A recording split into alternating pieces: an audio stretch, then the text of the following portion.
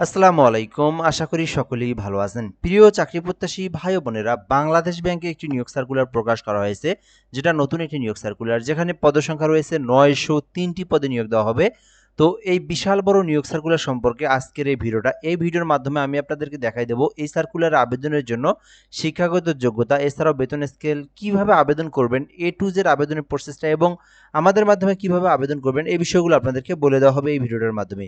তো খুবই গুরুত্বপূর্ণ একটি ভিডিও। সম্পূর্ণ ভিডিওটা একদম ধৈর্য সহকারে শেষ পর্যন্ত দেখলে বুঝতে পারবেন বর্তমান চলমান বাংলাদেশ ব্যাংকের এই ৯০৩টি পদের এই নিয়োগ সার্কুলার সম্পর্কে সকল ধরনের তথ্য। তো সার্কুলারটা পড়ার আগে আপনাদেরকে দুইটা বিষয় বলে রাখি। একটা হচ্ছে, আমাদের ইউটিউব চ্যানেল থেকে যারা ভিডিওটা দেখতেছেন অবশ্যই চ্যানেলটি সাবস্ক্রাইব করে রাখবেন। আর আমাদের ফেসবুক পেজ রয়েছে জব প্লাস বিডি, এই যে দেখতেছেন, এই জব প্লাস বিডিতে আপনি নতুন হয়ে থাকলে সাবস্ক্রাইব করে রাখবেন এবং এটাতে যদি দেখে থাকেন, পেজটিতে দেখে থাকেন, ফলো দিয়ে রাখবেন। কেননা বাংলাদেশের সরকারি যত নিয়োগ সার্কুলার রয়েছে, সকল সরকারি নিয়োগ সার্কুলারগুলো কিন্তু আমরা ইউটিউব এবং ফেসবুকে আপলোড করে থাকি। তো যে যেখান থেকে দেখতেছেন অবশ্যই আমাদের সঙ্গে যুক্ত থাকবেন। ব্যাংকার সিলেকশন কমিটির তত্ত্বাবধানে ৯টি ব্যাংক এবং ২টি আর্থিক প্রতিষ্ঠানের সমন্বিতভাবে প্রতিযোগিতামূলক পরীক্ষার মাধ্যমে নিম্ন বর্ণিত শূন্যপদ সমূহে পূরণের লক্ষ্যে বাংলাদেশের প্রকৃত নাগরিকেরা আবেদন করতে পারবেন। অনলাইনের মাধ্যমে আবেদন করতে হবে। এই বিষয়গুলো এখানে বলে দেওয়া রয়েছে। তো আমি আপনাদেরকে বিষয়টা একটু ক্লিয়ার করে এবং বিষয়টা বুঝিয়ে দেওয়ার চেষ্টা করি।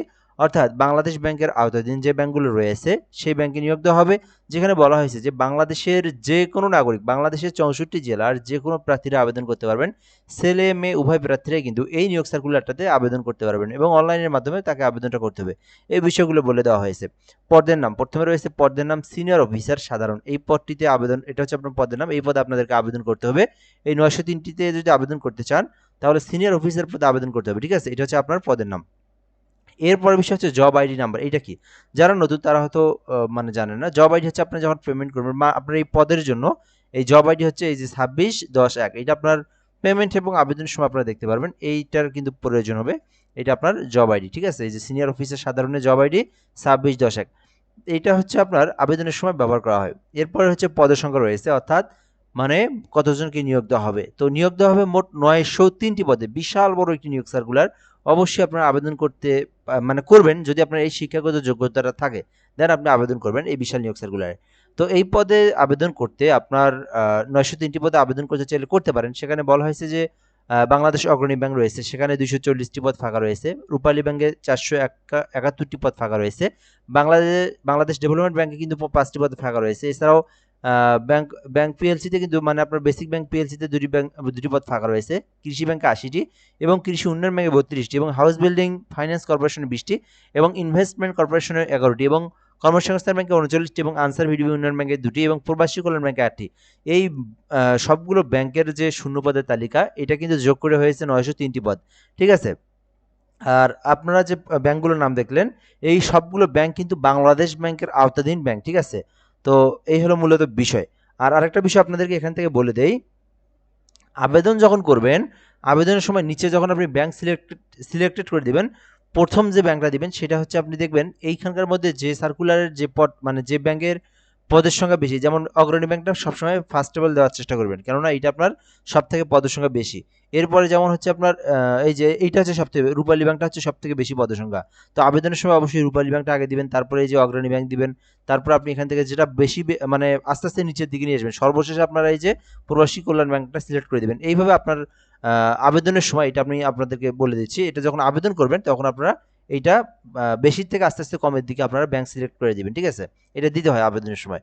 এরপরে বেতন স্কেল, মানে আপনি যদি এটাতে উত্তীর্ণ হন কত টাকা আপনার বেতন ধরা হবে। তো ২০০০ বেতন স্কেল হচ্ছে ২০১৫ অনুযায়ী, যেহেতু এখনো পে স্কেল হয় নাই, ২০১৫ অনুযায়ী বেতন স্কেল ধরা হচ্ছে।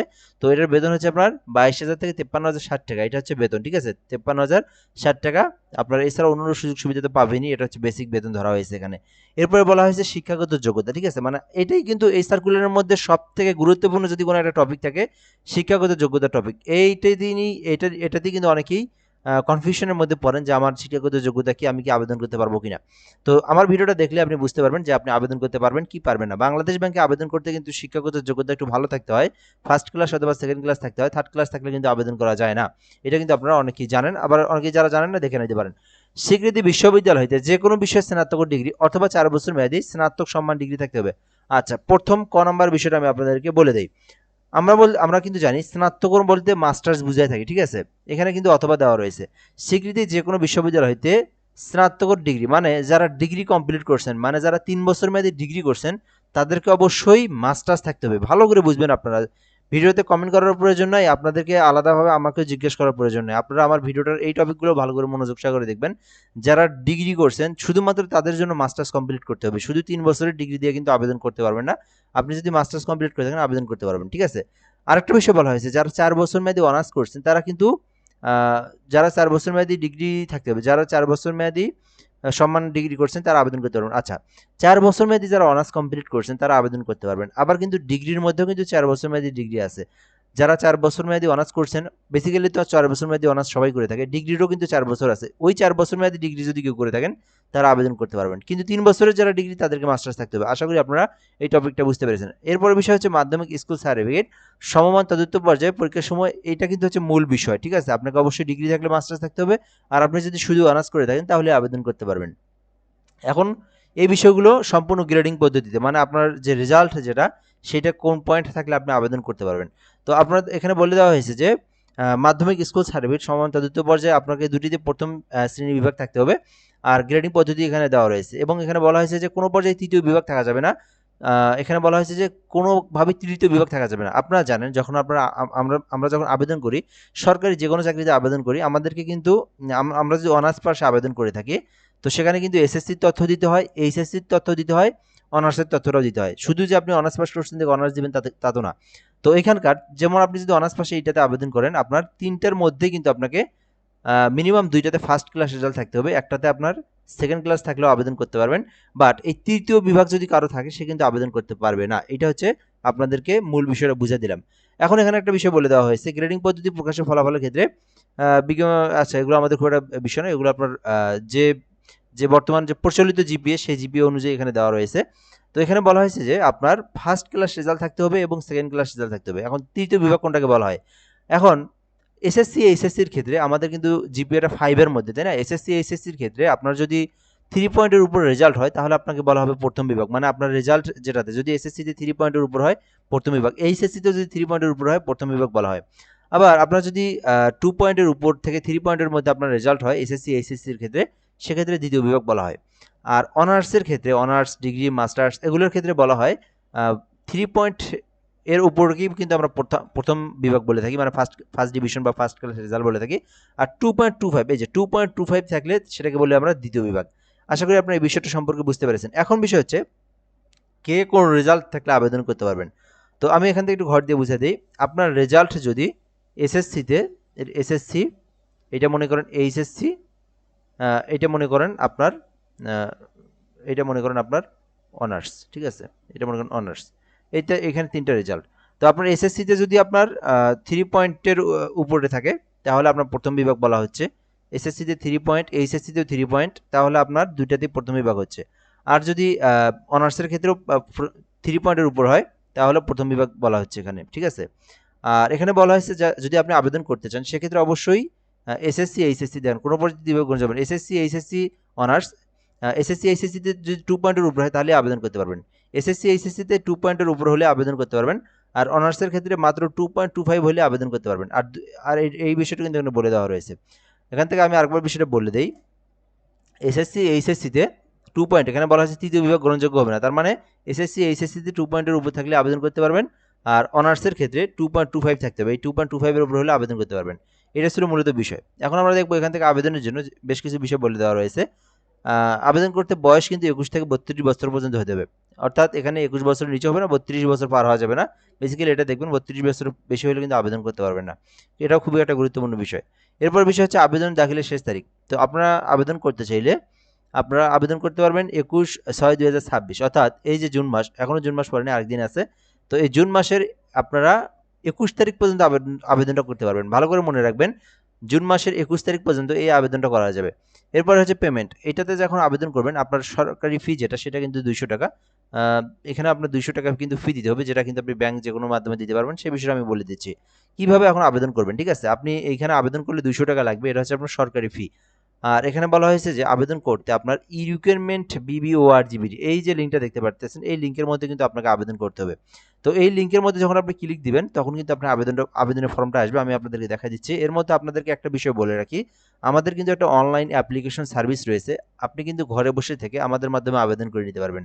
তবে এখানে আপনাদেরকে একটা বিষয় বলে রাখবো, কারা আসলে আমাদেরকে এসএমএস দিবেন, যাদের শিক্ষাগত যোগ্যতাটা ঠিক আছে। আর আবেদন করতে অবশ্যই অগ্রিম পেমেন্ট করতে হবে, কেননা এই সার্কুলারে আবেদন করতে সরকারি পেমেন্ট ফি যেটা 204 টাকার মতো কেটে নেয় আর কি। তো এইটা কিন্তু আপনাকে আগে দিতে হয়, ঠিক আছে, মানে এটা কিন্তু আবেদনের মাঝখানে দিতে হয়। অন্য যে সরকারি চাকরির আবেদনে কিন্তু আপনার আবেদনের পর 72 ঘন্টা সময় থাকে, যে কোনো সময় করা যায়। সেই ফিগুলো কিন্তু আমরা পরে নিয়ে থাকি, যেহেতু এইটা আবেদনের মাঝখানে, মানে আবেদনটা শেষ হওয়ার সঙ্গে সঙ্গে দিতে হয়, মানে ওইখানে আর কি ওয়েবসাইটের মধ্যেই পেমেন্ট করতে হয়, মানে আবেদনের মধ্যেই। যার কারণে এইটাতে আমরা আগে আবেদনের টাকাটা যেটা, মানে ফি যেটা সরকারি ফি, আমাদের মাধ্যমে যদি কেউ আবেদন করে নেয় সেটা আমরা আগে নিই। এখানে একটা বিষয় হচ্ছে কত টাকা আমরা নিচ্ছি, আমরা আবেদন করে দেই হচ্ছে 280 টাকায়, অর্থাৎ আমাদের হচ্ছে ফি হচ্ছে 75 টাকার মতো। তো কেউ যদি আবেদন করে নিতে চান আমাদের মাধ্যমে, 280 টাকা অগ্রিম আমাদেরকে দিতে হবে।